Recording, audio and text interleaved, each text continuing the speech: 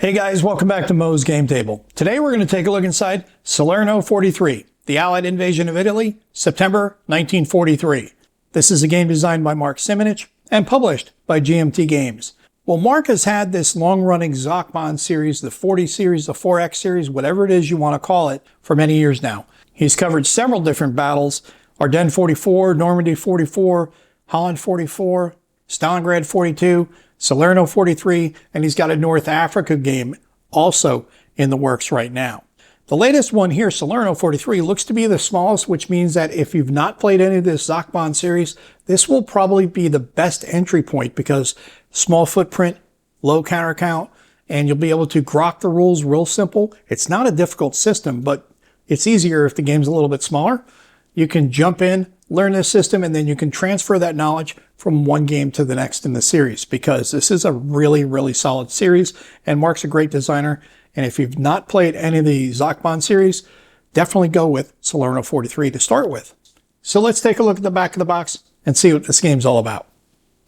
Salerno 43 is a battalion, regiment, brigade level game on the Allied invasion of mainland Italy in September 1943.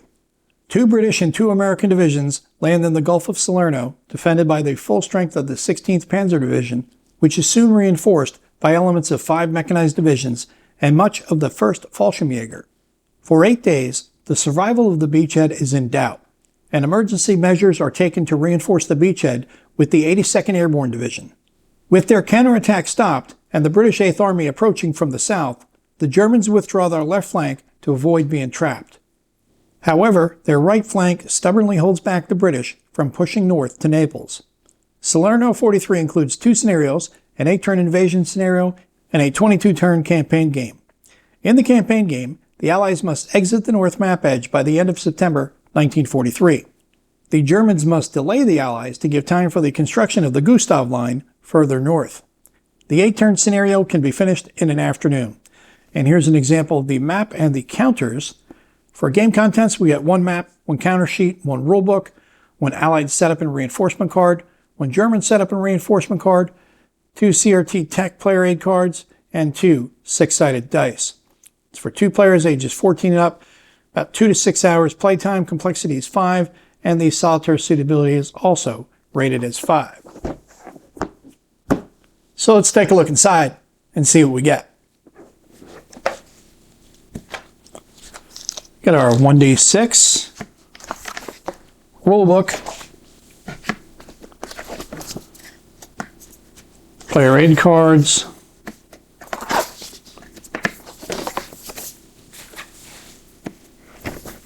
counter sheet,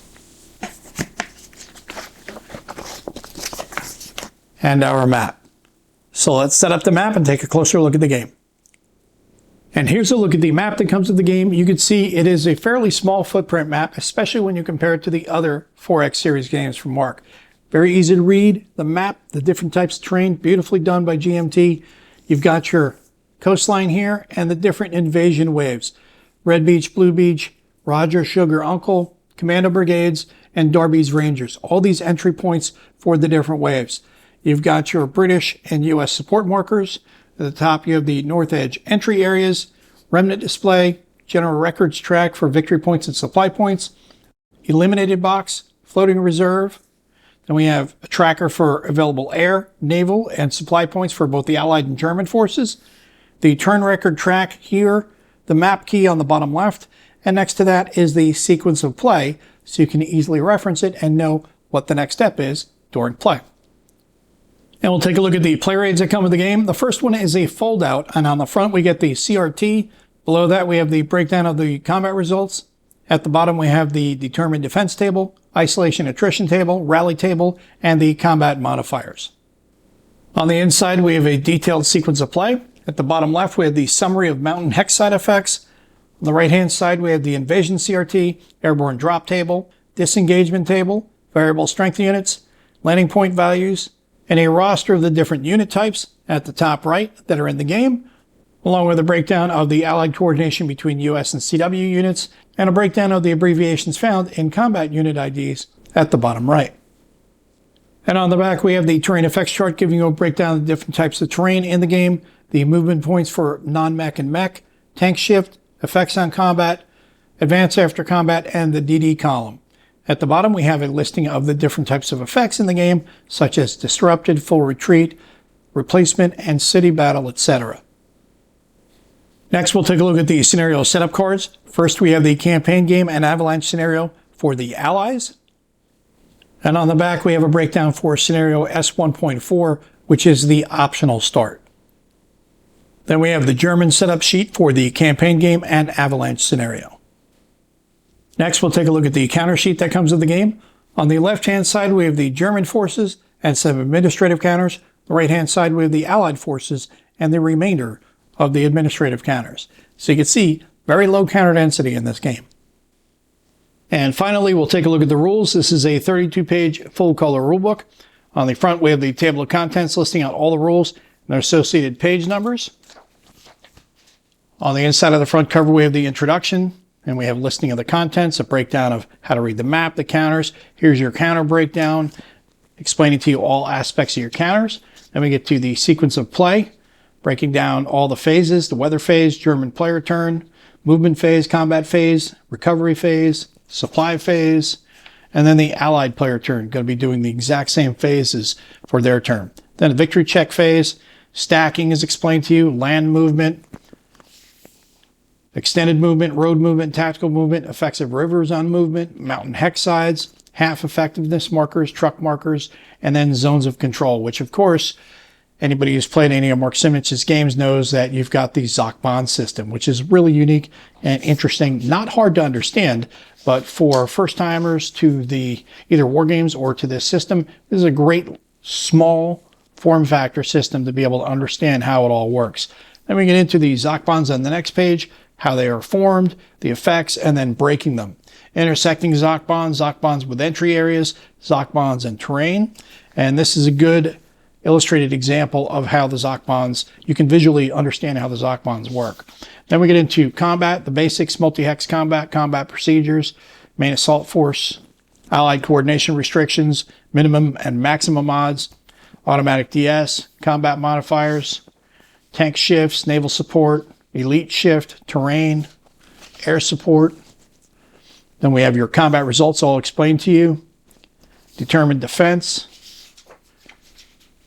desperate defense, more illustrated examples sprinkled throughout. Retreats, elimination due to retreat, retreats in terrain, disruption and recovery, penalties of disruption, advance after combat, basics, length of advance, the advance in any direction, and advance and enemy Zocs. Then we get to terrain and advance, breakthrough combat, supply sources, your line of supply, out of supply penalties, isolation and isolation attrition, artillery support. Then we have beachheads, ports, and naval transports explained to you. Special units, the 71st Nebelwerfer Regiment, the Torre Annunziata Garrison, variable strength units, battleships Valiant and Warspite, replacements, reinforcements and entry areas, weather phase, victory points, and automatic victory. And then turn one special rules and then some optional rules starting on page 22.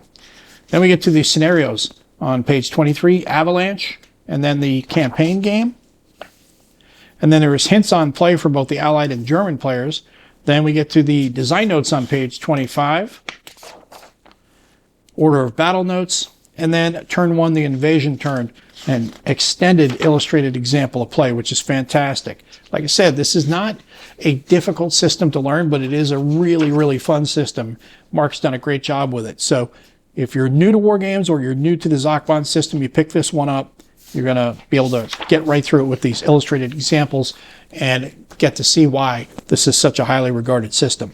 Then on the back of the rules, we have the rules index. And that is a look at everything you get inside of Salerno 43. This is a game designed by Mark Simich and is published by GMT Games. As I said before, this is a really great system, the Zachbahn system, the 4X system, whichever one you want to use to call out Mark's games here. Just a great, fun system. And it's not difficult to understand. And the game does have changes with each new game that comes out. There are some changes, but the system itself pretty much stays very much the same, or at least similar to where you can move from game to game, which is really great. If you're new to wargaming or new to the Zachbond system and you've been a little afraid looking at some of the maps that are huge or bigger, I should say, don't be afraid, number one. Number two, if you're that concerned, pick up Salerno 43. It's a real small form factor. You got one counter sheet, that's it. Low counter density, small map. It's a really easy game to get into because you don't have as much to consider. You don't have that big area to worry about. So definitely check out Salerno 43. This is going to be great for solitaire play because it's so small. And that's why I also picked up the mounted map. It comes with the paper map, but I also got the mounted map, got a great deal on both, so couldn't pass it up. Love Mark's games and hope this line continues on for quite a while because they're a lot of fun. Well, I hope that helps you guys out if you'd be curious about this one. If you have any comments or questions, post them down below. Thanks for tuning in, guys. See you next time.